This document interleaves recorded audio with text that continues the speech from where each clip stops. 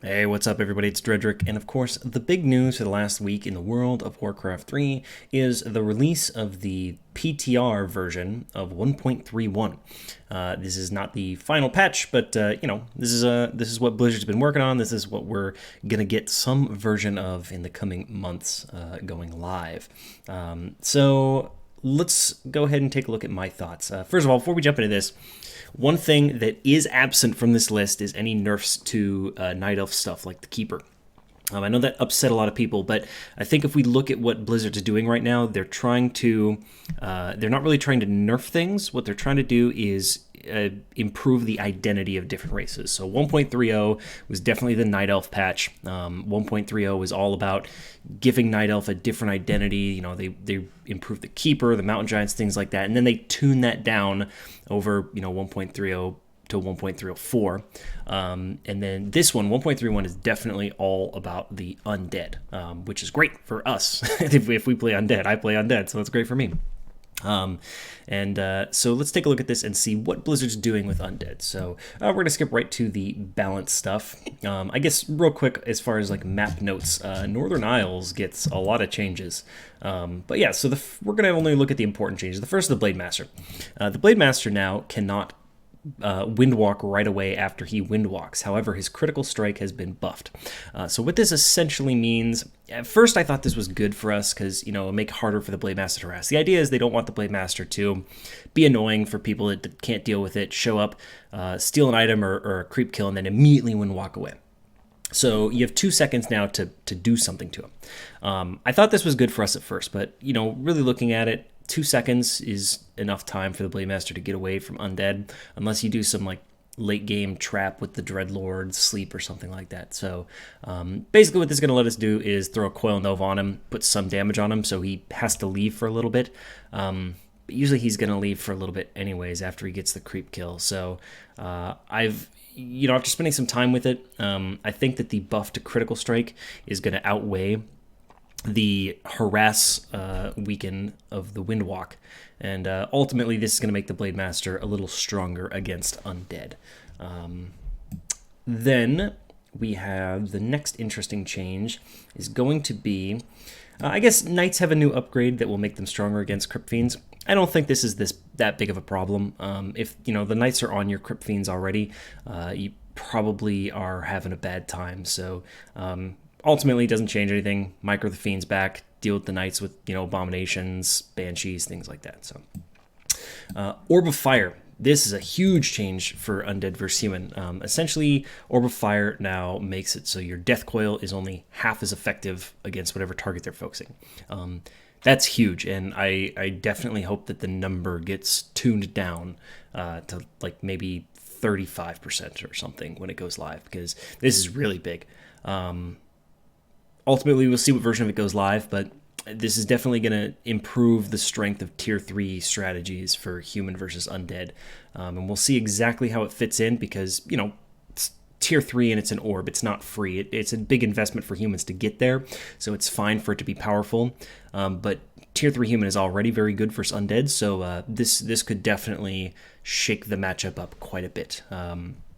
If this does end up going live in anything like its current form, then you can bet your ass we'll be making a lot of Banshees versus Human to try and protect our Lich and other important units from their nukes, with that Orb of Fire not letting us heal them quite so well. Next, we're going into the undead changes. So these are really big. First of all, we have Gargoyle change. This is going to be pretty nice for Night Elf. This is going to give us an opportunity to maybe use Gargs again in the Night Elf matchup.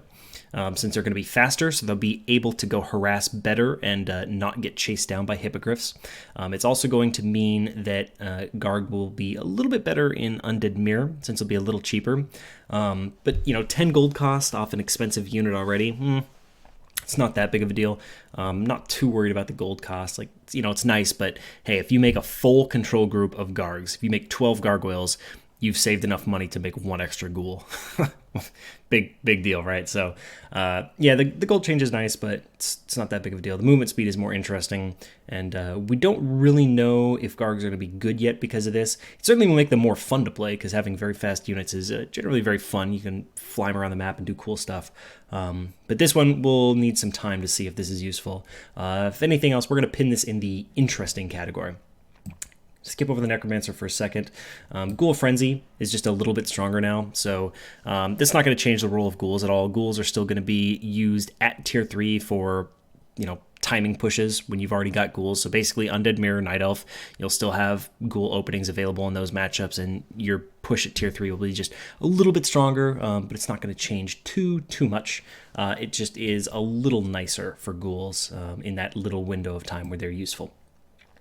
Next, the Necromancer. So more or less pretty simple here. People have been talking about this all week. You've got Cripple as your first skill. Frenzy is your third skill. And that's it. And Frenzy's AoE now. So I think Unholy Frenzy is nice, but it's going to be a transition kind of late game. I don't think you can make a strategy with Unholy Frenzy just because it's too hard to get master spellcasters quickly.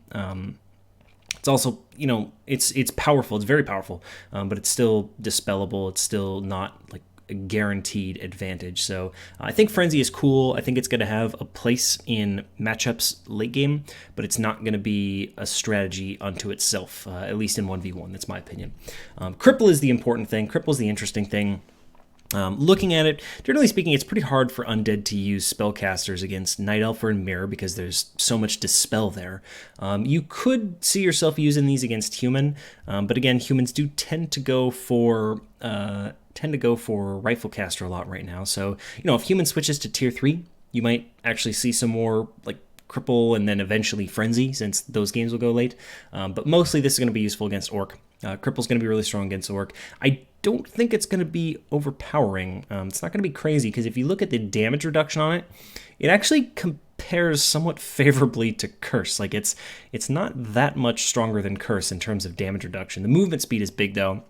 So what this will do is it will give you an opportunity to curse, or cripple one or two key units like the Blade Master or the Tauren Chieftain, so it's harder for them to position their heroes in fight. So when you micro away from a Tauren Chieftain, like if you cripple silence a Tauren Chieftain, you can micro your fiends away from it, and then he won't be able to move it back in a position to be stomped. So cripple's going to be a micro-intensive spell. I think it's going to increase the interesting parts of micro in the matchup against Orc, but it's not going to completely change the matchup, I don't think.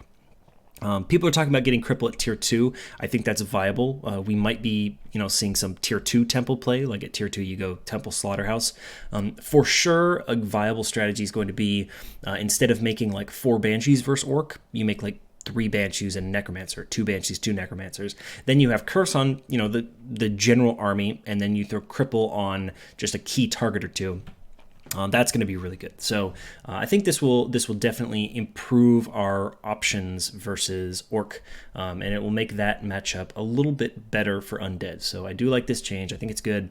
We'll see exactly how it plays and what other strategies open up with this. But it's a good start. It's a good spot to be in, and it's exciting. It opens up some opportunities for Undead. So we'll see exactly how people innovate this.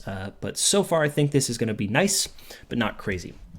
So now we have the big change, the one everyone's freaking out about, the Ritual Dagger. Basically what people are saying is that this is a better heal scroll, because it's a heal scroll for super cheap, which, not really. Like, heal scroll, the strength of a heal scroll is that you can use it in combat to heal a whole bunch of units and save them. But this thing, you can, but you can't. So what does this do? It's 2 charges, so you can use it twice, like the Rod and Necromancy, you can use it 4 times. You sacrifice a unit, and it heals everything around it for 100. The heal range is decent, 300 effect. That's not big. It's significant, but it's not crazy. You effectively are going to be using this on skeletons, so like you'll be comboing Rod of Necromancy with this. The thing is that in combat, it's going to be hard to use this super efficiently. You won't be healing like huge globs of units with it most of the time. If you can certainly get a lot of value out of it, but this is also going to be very, very nice out of combat healing. This is also going to be something that you can pick up early on if you're getting pushed to like save a hero, There's going to be a lot of micro stuff you can do with this. What I think this item is going to do is I think this item will be a little less useful than people are thinking for things like doing pushes and being aggressive. I think this is going to be a really good defensive item. So this is going to make it a lot easier for us to deal with early pressure. Like, for example, when Human does a fast expansion, creeps level 3, and then comes and pushes your base with a level 3 Archmage. Sometimes it's hard to deal with that because, you take a lot of damage in harass, you take a lot of damage there, and all of a sudden, this guy's in your base with a bunch of big water torn, and, you're struggling against it. Well, this item's going to, put you back in fighting shape and let you kind of fight him off. Likewise, for early expansions like Tier 1, Tier 2 expansions versus Night Elf, this is going to be really nice. It's going to be able to, help you keep your ghouls up on their feet if he comes to harass that, so you can keep in the fight and chase him out of there and give you the expansion.